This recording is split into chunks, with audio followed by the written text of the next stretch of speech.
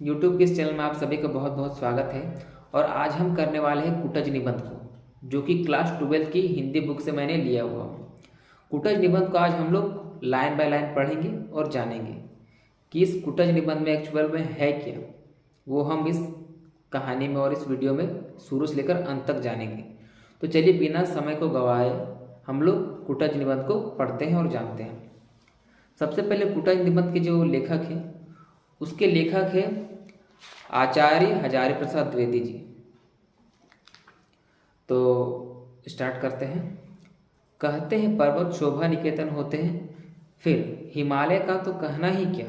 पूर्व और अपर समुद्र महोदधि और रत्नाकर दोनों को दोनों भुजाओं से थाहता हुआ हिमालय पृथ्वी का मानदंड कहा जाए तो गलत क्या। सही बात है कि पर्वत जो भी होते हैं, जो भी देश में होती है, वो शोभा निकेतन की चीज़ होती है। शोभा निकेतन की चीज़ इसलिए होती है क्योंकि पर्वत ये डिसाइड करती है, ये निर्णय लेती है कि यहाँ पर किस मौसम, क्या मौसम आना चाहिए। पर्वत अगर ना रहे, अगर हिमालय पर्वत ना रहे, तो हमारे जो देश में जो ठंड आती है, ये जो मतलब मौसमों का अदल बदल होता रहता है, ये जो होता है ये पर्वत के ही कारण होती है। कालिदास ने ऐसा ही कहा था। इसी के बाद देश में यह श्रृंखला दूर तक लौटी हुई है। लोग इसे शिवालिक श्रृंखला कहते हैं। शिवालिक का अर्थ है शिवालिक या शिव के जटाजूट का निचला हिस्सा तो नहीं। तो ये जो हिमालय पर्वत है, ये जो है शिवालिक श्रृंखला भी इसको कहा जाता है। और शिवालिक का जो अर्थ होता है वो शिव जी के जटा जो है उसके निचले हिस्सा के जटाजूट को कहते हैं हम लोग। लगता तो ऐसा ही है। शिव की लटियाई जटा ही इतनी सूखी, नीरस और कठोर हो सकती है। मतलब हजारी प्रसाद कहते हैं कि शिव का जिस प्रकार जटा होती है, जो सूखी होती है, नीरस होती है, जिसमें पानी का कोई नामो निशान नहीं होता, नमी एक ज़रा सी नहीं होती है, तो शिव जैसा ही लगता है। वैसे अलकनंदा का स्रोत यहाँ से काफ़ी दूरी पर है, लेकिन शिव का अलग तो दूर दूर तक छितराया ही रहता होगा। कहते हैं कि ये जो हिमालय पर्वत है, इनके आसपास में ही नहीं, बहुत दूर में एक अलकनंदा नदी है जो स्रोत यहाँ तक आती है, लेकिन उस स्रोत का नामो निशान भी इस पर्वत पर नहीं दिखाई देती है। संपूर्ण हिमालय को देखकर ही किसी के मन में समाधिस्थ महादेव की मूर्ति स्पष्ट हुई होगी। मतलब हिमालय को अगर आप देख लेते हैं केवल, तो आप अनुमान लगा सकते हैं कि शायद भगवान शिव यहीं पर बसते हैं और यहीं पर विराजमान हैं। उसी समाधिस्थ महादेव के अलग जाल के निचले हिस्से का प्रतिनिधित्व यह गिरि श्रृंखला कर रही होगी। कहीं कहीं अज्ञात नाम, गोत्र, झाड़ झंखाड़ और बेहया से पेड़ खड़े अवश्य दिख जाते हैं, पर और कोई हरियाली नहीं। मतलब इस पर्वत पर आप कभी जाएंगे तो आपको झाड़ झंखाड़ ऐसी बहुत सारी पौधे और वृक्ष आपको मिलेंगे जो लगेंगे कि बिल्कुल वैसे ही पड़ा हुआ है, जो बेकामी है, इसका कोई काम यहाँ है नहीं, लेकिन फिर भी ये बेहया से उग जाती है। दूर तक सूख गई है काली काली चट्टानों और बीच बीच में शुष्कता की अंतर्निरोध सत्ता का इजहार करने वाली रक्ताभ रेती। रस कहाँ है? मतलब ऐसा आपको देखकर लगेगा कि केवल वहाँ पर बड़ी बड़ी चट्टानों का ही नामो निशान है और झाड़ ही है। वहाँ पर रस अर्थात वहाँ पर नमी की नामो निशान भी नहीं है। ये जो ठिंगने से लेकिन शानदार दरखत गर्मी की भयंकर मार खा खाकर और भूख प्यास की निरंतर चोट सह सह कर भी जी रहे हैं, इन्हें क्या कहूँ। जब वहाँ पर कवि जाते हैं तो उन्हें ऐसा लगता है कि सभी पेड़ पौधे तो सही अपनी जगह पर है, लेकिन ये ठिगना यानी छोटा सा एक पौधा है, ये यहाँ पर बिल्कुल ऐसा ही पड़ रहा है कि मतलब धूप वहाँ पर है, और भी बहुत सारी चीज़ों, आंधियों को, बारिश को, ये सब चीज़ को बर्दाश्त करता हुआ एक छोटा ठिगना सा पौधा है वहाँ पर, ये बिल्कुल यहीं पर खड़ा। तो इन्हें क्या कहूँ, ये सोचने लगते हैं कि अब इसको क्या नाम दो और क्या चीज़ है। सिर्फ जी ही नहीं रहे हैं, हंस भी रहे हैं, बेहया है क्या या मस्त मौला है। कभी कभी जो लोग ऊपर से बेहया दिखते हैं उनकी जड़ें काफ़ी गहरी बैठी रहती है। ये भी पाषाण की छाती फाड़कर ना जाने किस अतल गहर से अपना भोग्य खींच लेते हैं।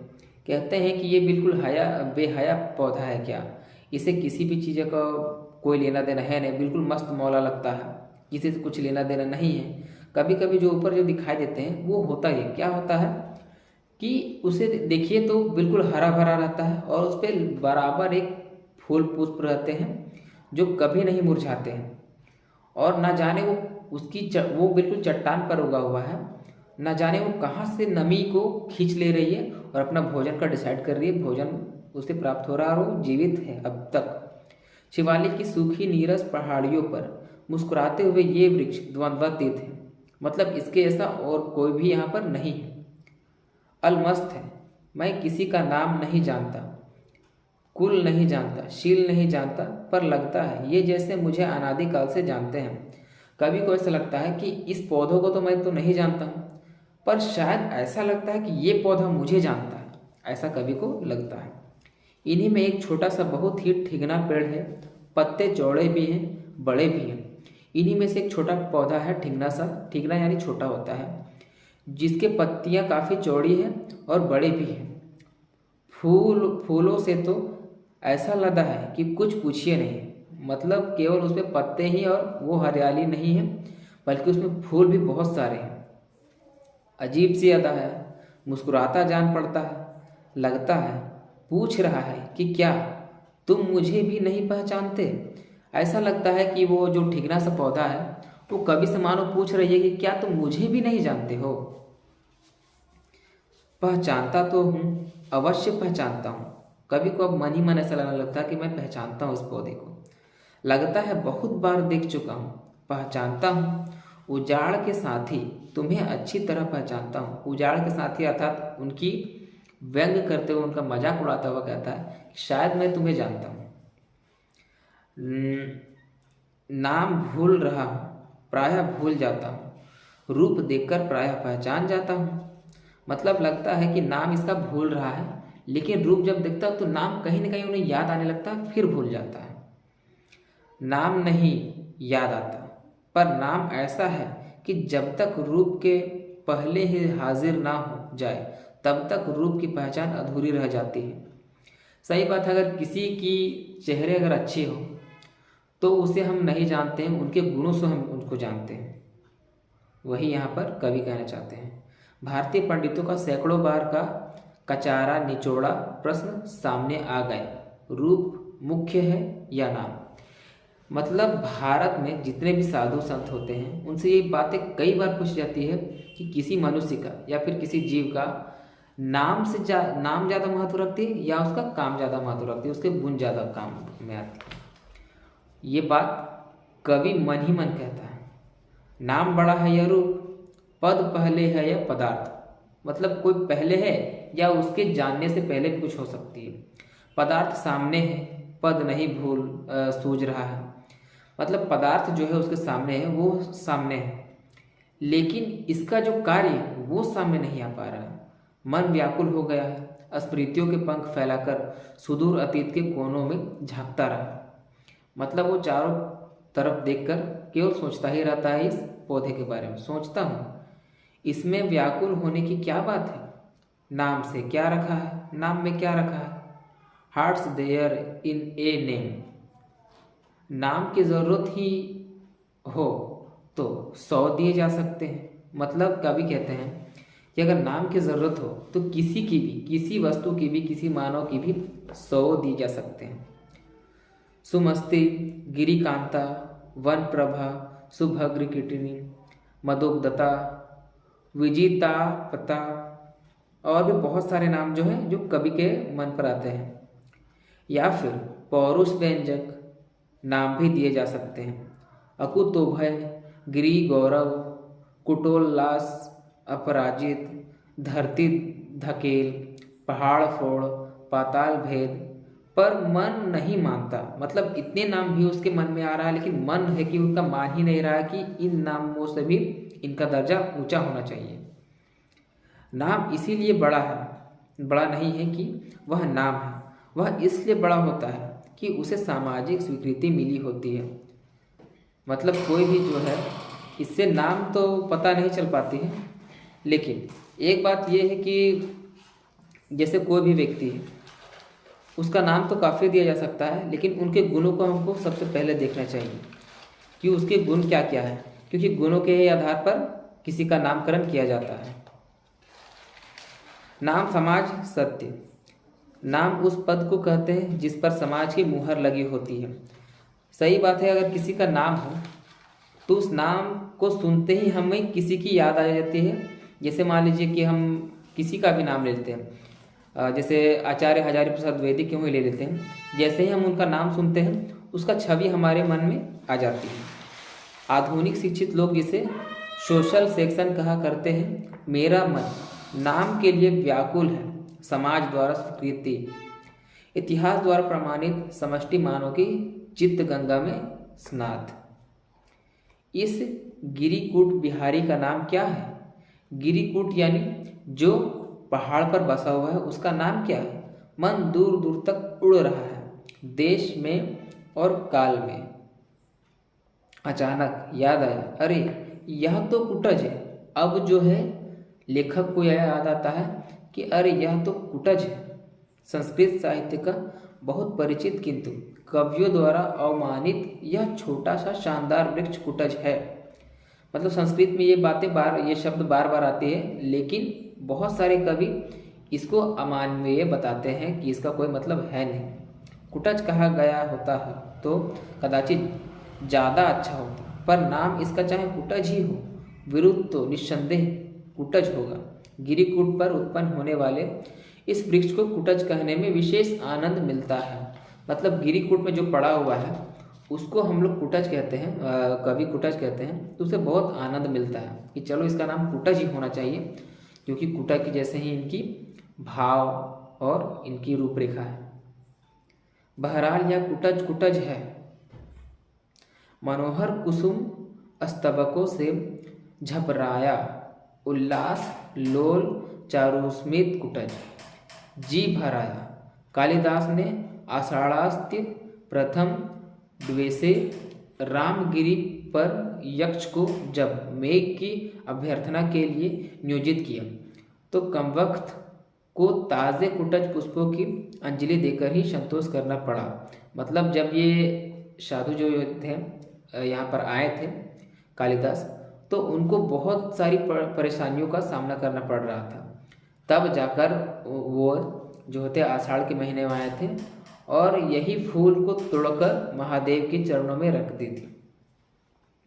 चंपक नहीं, बकुल नहीं, नीलोत्पल नहीं, मल्लिका नहीं, अरविंद नहीं, फकत कुटज के फूल। यह और बात है कि आज आषाढ़ का नहीं, जुलाई का पहला दिन है, मगर बर्फ भी कितना है। बार बार मन विश्वास करने को उतारू हो जाता है कि यक्ष बहाना मात्र है। कालिदास ही कभी सपेनास्त गतिमान होकर रामगिरी पहुँचे थे। मतलब जो है कि कालिदास एक बार वहीं पर पर्वत पर पहुँचे थे, हिमालय के पर्वत पर। अपने ही हाथों इस कुटज पुष्प का अर्घ देकर उन्होंने मेघ की अभ्यर्थना की थी। मतलब बहुत दिनों तक बारिश नहीं हो रही थी, इसीलिए इन्होंने मेघ की पूजा की थी। किस फूल से? इस कुटज के फूल से ही इन्होंने पूजा की थी कालिदास। शिवालिक की इस अनयुक्त पर्वत श्रृंखला की भांति रामगिरी पर भी उस समय और कोई फूल नहीं मिला होगा। कुटज ने उनके संतृप्त चित्त को सहारा दिया था। बड़ भागी फूल है यह, धन्य हो कुटज, तुम गाढ़े के साथी हो। मतलब कुटज जो है, कुटज जो फूल है उसे गाढ़े का साथी कहा गया, यानी मुश्किल परिस्थितियों में भी जो साथ देता है उसे हम लोग गाढ़े का साथी कहकर बुलाते हैं। इसीलिए जब ये कालिदास का मदद किया था तब से ही इसे गाढ़े के साथी की संज्ञा दी गई है। उत्तर की ओर सिर उठाकर देखता हूँ, सुदूर तक ऊंची काली पर्वत श्रृंखला छाई हुई है और एकाध सफ़ेद बादल के बच्चे उससे लिपटे खेल रहे हैं। मैं भी इन पुष्पों का अर्घ उन्हें चढ़ा दूँ, पर काहे वास्ते, लेकिन बुरा भी क्या है। मतलब वो देखते हैं, कालिदास जब अपना मुंह फेरते हैं इधर उधर तो देखते हैं कि चारों ओर केवल उन्हें बर्फ ही बर्फ दिखाई देती है, लेकिन फिर ये भी देखते हैं वो कि कुटज के जो ऊपरी हिस्सा है वो बिल्कुल बादल से टच हुई है, उन पर सटी हुई है। क्यों? क्योंकि वो एक तो पर्वत पर उगी है, और दूसरा बात यह है कि पर्वत पर उगी है तो बादल ज़्यादा दूर है नहीं, तो लगता है कि बादल कुछ छोटे बच्चे या फिर छोटे कण इनसे खेल रही है, उन्हें अच्छा लगता है। कुटज के ये सुंदर फूल बहुत बुरे तो नहीं हैं। जो कालिदास के काम आया हो उसे ज़्यादा इज्जत मिलनी चाहिए। सही बात है कि जो कालिदास के काम आया हो उसे ज़्यादा इज्जत मिलनी चाहिए। मिली कम है, मिली कम है, पर इज्जत तो नसीब की बात है। रहीम को मैं बड़े आदर के साथ स्मरण करता हूँ। दरिया दिल आदमी थे, पाया सो लुटाया, लेकिन दुनिया है कि मतलब से मतलब है। रस चूस लेती है छिलका और गुठली फेंक देती है। दुनिया ऐसे ही है कि रस चूस लेती है और गुठली फेंक देती है। मतलब कहने का मतलब ये है कि वो केवल काम निकालते हैं और उन्हें फिर उसी हाल में छोड़ देते हैं। सुना है रस चूस लेने के बाद रहीम को भी फेंक दिया गया था। एक बादशाह ने आदर के साथ बुलाया, दूसरे ने फेंक दिया। दुआ ही करता है, इससे रहीम का मोल घट नहीं जाता। यदि ऐसा वो किया भी होगा तो इससे रहीम की जो इज्जत जो मान हमारे मन में है वो घट नहीं जाती है। उनकी उनकी फक्कड़ाना मस्ती कही गई नहीं, मतलब जो भी है उनकी मस्ती वो कही गई है। अच्छे भले कद्रनाथ थे, लेकिन बड़े लोगों पर भी कभी कभी ऐसी वितृष्णा सवार होती है कि गलती कर बैठते हैं। मन खराब रहा होगा, लोगों की बेरुखी और बेकद्रदानी से मुरझा गए होंगे। ऐसे ही मना स्थिति में उन्होंने बेचारे कुटच को भी एक चपत लगा दी। झुंझलाए थे, कह दिए वे रहीम अब विरह कहाँ, जिनकर छाह गंभीर बागन बिच बिच देखियत, सेंडूर कुटज करीर। ये जो पद मैंने आप लोगों को अभी पढ़कर बताया, उस पद का अर्थात यहाँ पर बताते हैं कि गोया कुटज अदना सा बिछरे हो, छाए ही क्या बड़ी बात है, फूल क्या कुछ भी नहीं। मतलब किसी पौधा का केवल छाया ही बड़ी चीज़ होती है, उसका फूल कुछ नहीं होता है। छाया के लिए ना सही, फूल के लिए तो कुछ सम्मान होना चाहिए। कहते हैं कि छाया के लिए ना सही, लेकिन फूल के लिए तो उन्हें कुछ इज्जत मिलनी चाहिए कुटज को। मगर कभी कभी कवियों का भी मूड खराब हो जाया करता है, वे भी गलत बयानी के शिकार हो जाया करते हैं। फिर बावों से गिरिकुट बिहारी कुटज का क्या तुक है। मतलब कहते हैं कि कवि का तो कभी कभी ऐसा मूड खराब होता है कि वो किसी भी चीज़ पर गलत बता देते हैं, लेकिन कुटज की यहाँ पर क्या परेशानी है, इस पर भी आप लोग टिप्पणी किया करते हैं। ये बताते हैं कवि। कुटज अर्थात जो कुट से पैदा हुआ हो। कुट घड़े को भी कहते हैं, घर को भी कहते हैं। कुट अर्थात घड़े से उत्पन्न होने के कारण प्रतापी अगस्त्य मुनि की भी कुटज कहा जाते हैं। मतलब कुटज का यहाँ पर अर्थ बताए हैं कि कुट का जो अर्थ है, कुटज का जो अर्थ है, तो पहले कुट का जो अर्थ है वो घड़ा होता है और घर भी होता है। कुट अर्थात जो घड़े से उत्पन्न हुई है, अर्थात कौन, अगस्त्य मुनि जो है वो घड़े से ही उत्पन्न हुए हैं, ये कहते हैं। घड़े से तो क्या उत्पन्न हुए होंगे, कोई और बात होगी। कहते हैं कि घड़े से कोई उत्पन्न होता है क्या, उससे कोई जन्म ले सकता है, कोई और बात होगी। संस्कृत में कुटीहारिका और कुटकारिका दासी को कहते हैं। क्यों कहते हैं? कुटज, कुटिया या कुटीर शब्द भी कदाचित इसी शब्द से संबंध है। मतलब कहते हैं कुटिया या कुटीर जो शब्द है ये इसी शब्द से संबंधित है। क्या इस शब्द का अर्थ घर ही है? घर में कामकाज करने वाली दासी कुटकारिका और कुटहारिका कही ही जा सकती है। मतलब कहते हैं कि केवल इसका शब्द यही है क्या, वो घर में जो काम करने वाली जो दासी होती है उसका भी मतलब यही होता है। एक ज़रा गलत ढंग की दासी कुटनी भी कही जा सकती है। मतलब कहते हैं कि ये जो शब्द मैंने आपको बताया, कुटकारिका, कुटहारिका, कुटीर, और यानी इनमें थोड़ी सी भी शब्द की हम लोग छेड़खानी कर दें, कुट के जगह हम लोग ना का दुर्घय लगा देते हैं तो कुटनी बन जाती है, जो कि घर का नाश करने के लिए एक पर्याप्त है। संस्कृत में उसकी गलतियों को थोड़ा अधिक मुखर बनाने के लिए उसे कुटनी कह दिया गया है। मतलब संस्कृत में जो ये शब्द है उसे थोड़ा सा विस्तार पूर्वक बताने के लिए कुटनी कह दिया गया है। अगस्त्य मुनि भी नारद जी की तरह दासी के पुत्र थे क्या?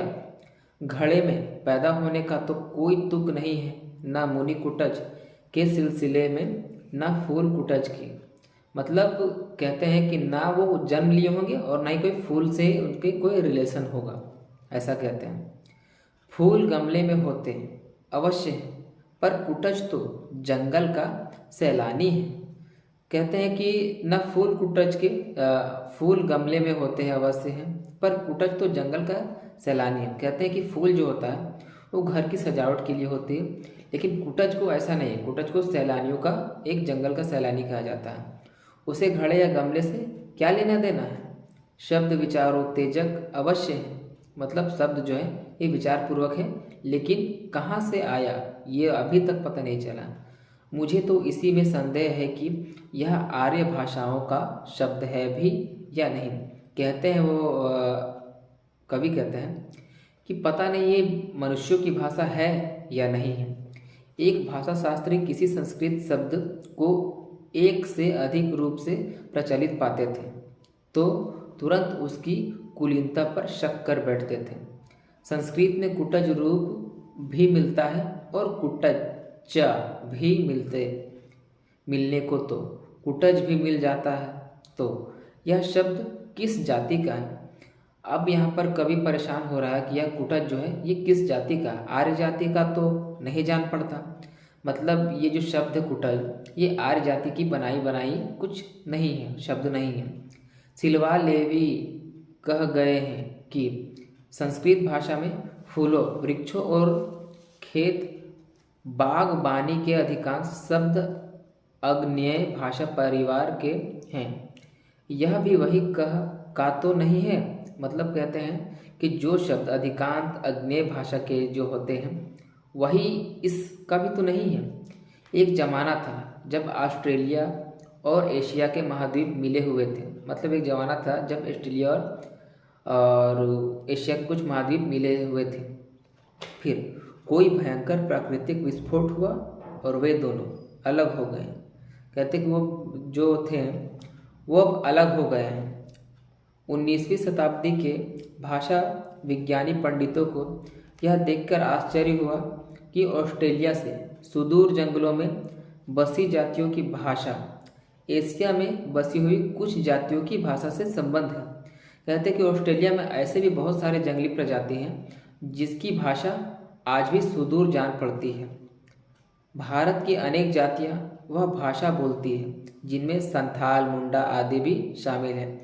आप जानते हो कि संथाल, मुंडा जो है वो ज़्यादातर झारखंड राज्य में बोली जाती है वर्तमान में। शुरू में इस भाषा का नाम ऑस्ट्रो एशियाटिक दिया गया था। मतलब जब भाषाओं का जो व्याख्या हुई थी कि किस भाषा को कहाँ बोलता है, तब इसे ऑस्ट्रो और एशियाटिक कहा गया। कौन सी भाषा को? संथाल और मुंडा को। दक्षिण पूर्व या अग्निकोण की भाषा होने के कारण इसे अग्नेय परिवार भी कहा जाने लगा है। अब हम लोग भारतीय जनता के वर्ग विशेष को ध्यान में रखकर और पुराने साहित्य का स्मरण करके इसे कोल परिवार की भाषा कहने लगे हैं। मतलब इसे अब भारत का ही एक भाषा कहते हैं। जिस प्रकार हिंदी होती है, उर्दू होती है और बहुत सारी बोलियां हैं, भाषा है। पंडितों ने बताया है कि संस्कृत भाषा के अनेक शब्द जो अब भारतीय संस्कृति के अविच्छेद अंग बन गए हैं, इसी श्रेणी की भाषा के हैं। कमल, कुडमल, कंबू, कंबल, तांबूल आदि शब्द ऐसे ही बताए जाते हैं। पेड़ पौधों, खेती के उपकरणों और औजारों के नाम भी ऐसे ही हैं।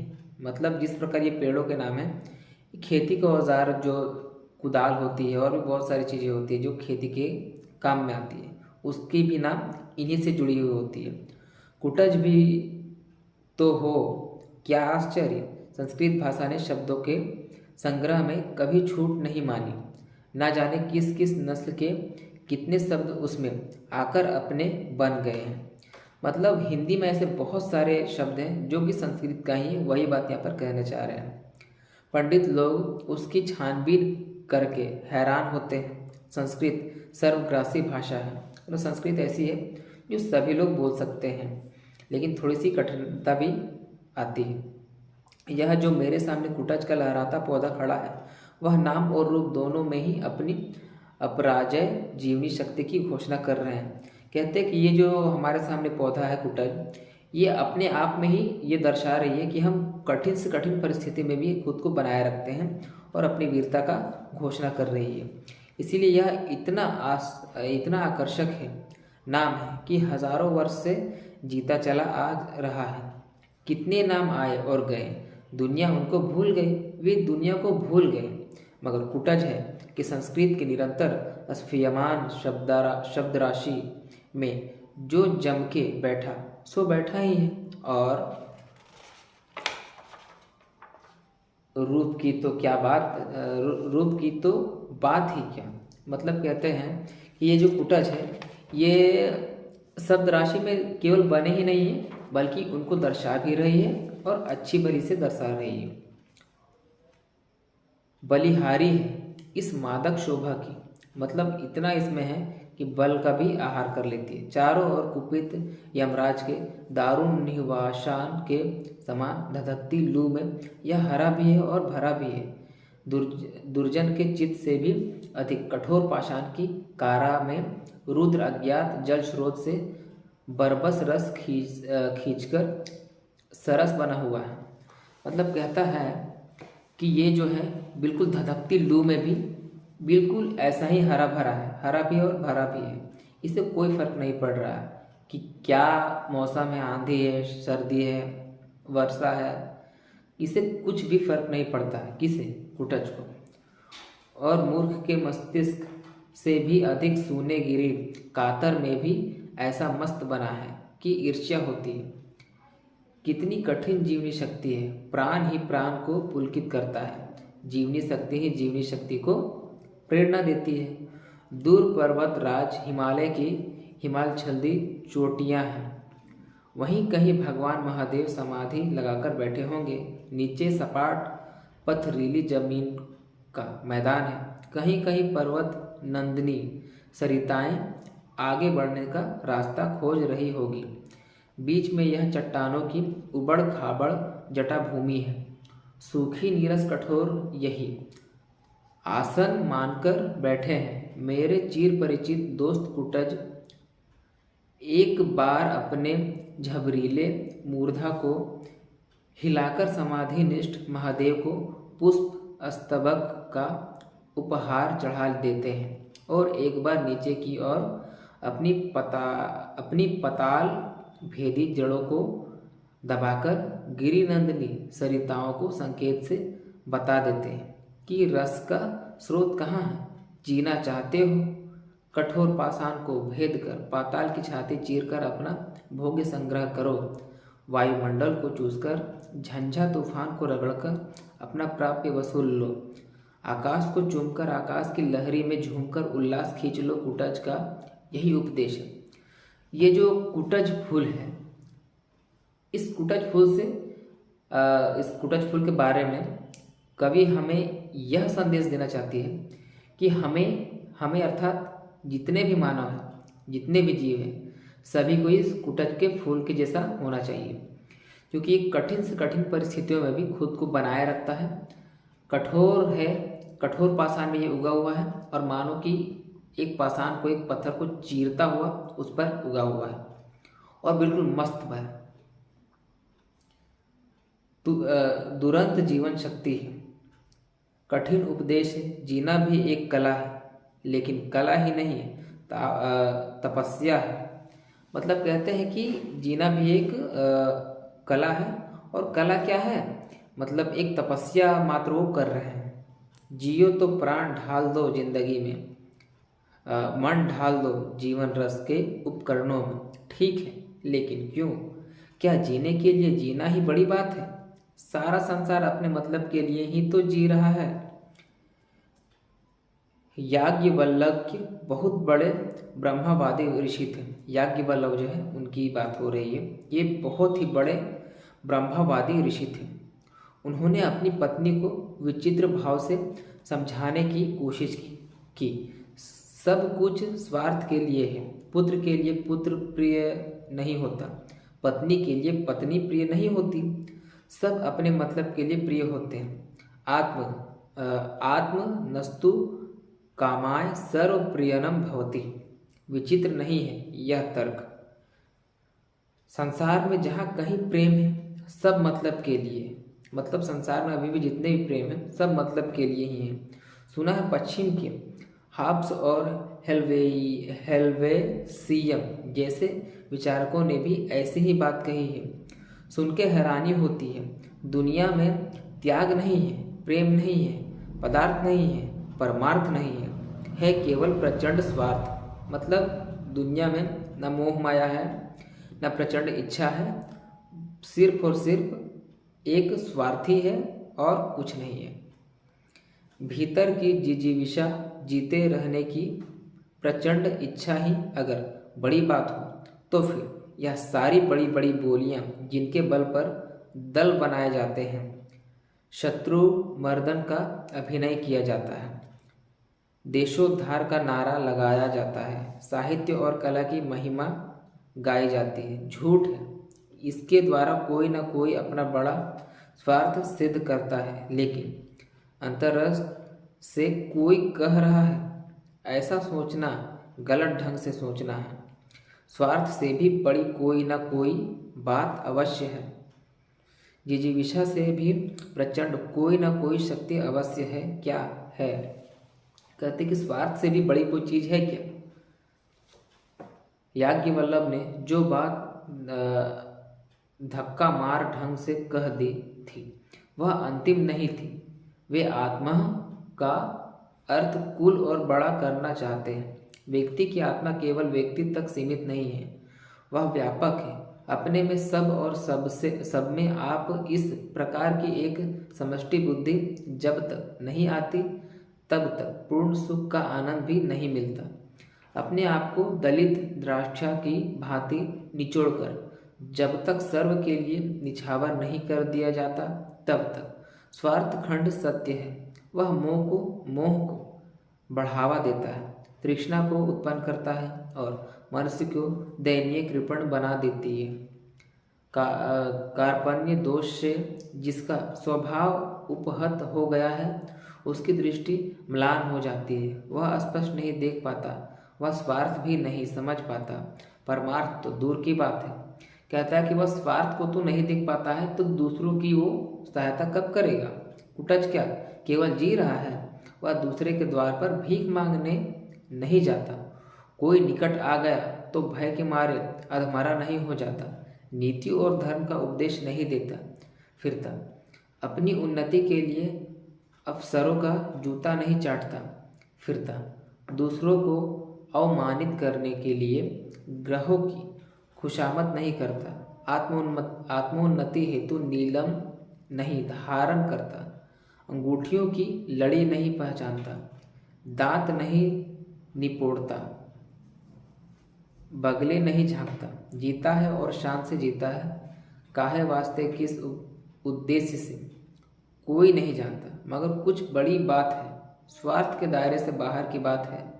भीष्म पितामह की भांति अवधूत की भाषा में कह रहा है, चाहे सुख हो या दुख, प्रिय हो या अप्रिय, जो मिल जाए उसे शान के साथ हृदय से बिल्कुल अपराजित होकर सोल्लास ग्रहण करो। हार मत मानो। सुखम वह यदि वह दुखम प्रियम वह यदि वाड प्रियम प्राप्तम प्राप्त मुस्पासी हृदय परायजिता। कहते हैं कि जो भी मिल रहा है उसे सफलतापूर्वक और खुशीपूर्वक स्वीकार कीजिए। उससे हमें बहस नहीं करनी चाहिए और उसी को ही हमको सुधार कर अपने जीवन में निरंतर बढ़ता रहना चाहिए। कितना विशाल वह हृदय होगा जो सुख से दुख से प्रिय से अप्रिय से विचलित ना होता होगा। कुटच को देखकर रोमांच हो आता है। कहाँ से मिली है यह अकुतो भया वृत्ति, अपराजित स्वभाव, अविचल जीवन दृष्टि। जो समझता है कि वह दूसरों का उपकार कर रहा है वह अबोध है। जो समझता है कि दूसरे उसका उपकार कर रहे हैं वह भी बुद्धिहीन है। कौन किसका उपकार करता है, कौन किसका अपकार करता है? मनुष्य जी रहा है, केवल जी रहा है, अपनी इच्छा से नहीं, इतिहास विधाता की योजना के अनुसार। किसी को उससे सुख मिल जाए बहुत अच्छी बात है, नहीं मिल सका कोई बात नहीं, परंतु उसे अभिमान नहीं होना चाहिए। सुख पहुँचाने का अभिमान यदि गलत है तो दुख पहुँचाने का अभिमान तो निरंतरता गलत है। दुख और सुख तो मन के विकल्प है। सुखी वह है जिनका मन वश में है, दुखी वह है जिसका मन परवश है। परवश होने का अर्थ है खुशामद करना, दांत निपोरना, चाटुकारिता, हाँ हजूरी करना। मन अपने वश में नहीं है, वही दूसरे के मन का छंदावर्तन करता है। अपने को छिपाने के लिए मिथ्या आडंबर रचता है, दूसरों को फंसाने के लिए जाल बिछाता है। कुटज इन सब मिथ्याचारों से मुक्त है, वह वशी है, वह वैरागी है। राजा जनक की तरह संसार में रहकर संपूर्ण भोगों को भोग कर भी उनसे मुक्त है। जनक की ही भांति वह घोषणा करता है, मैं स्वार्थ के लिए अपने मन को सदा दूसरे के मन में घुसाता नहीं फिरता, इसलिए मैं मन को जीत सका हूँ, उसे वश में कर सका हूँ। कुटज अपने मन पर सवारी करता है, मन को अपने पर सवार नहीं होने देता। मन सुई मित्र तुम धन्य हो। और कहानी निबंध का यहीं पर समापन हो जाता है। इस निबंध से आचार्य हजारी प्रसाद जो द्विवेदी है वो हमें यह समझाना चाह रहे हैं कि लगभग जितने भी मनुष्य हैं सबको कुटज की भांति कठिन से कठिन परिस्थिति में भी और विपरीत परिस्थितियों में भी खुद को बनाए रखना चाहिए और हमें मुश्किलों से घबराना नहीं चाहिए। ना हमें अपनी तारीफ करनी चाहिए ना दूसरों की तारीफ करना चाहिए, बस केवल अपनी कर्म पर ही ध्यान देना चाहिए। ये वीडियो आपको कैसी लगी ये प्लीज़ कमेंट बॉक्स में ज़रूर बताएं। और यदि आप इस चैनल पर नए हैं तो इस चैनल को भी सब्सक्राइब करके बेल आइकन को भी प्रेस कर लें, ताकि मैं अगली बार जब से भी इस प्रकार की वीडियो डालूं आपको सबसे पहले नोटिफिकेशन मिल सके और आप सबसे पहले वो वीडियो को देख सकें। वीडियो को पूरा देखने के लिए आप लोगों का बहुत बहुत धन्यवाद।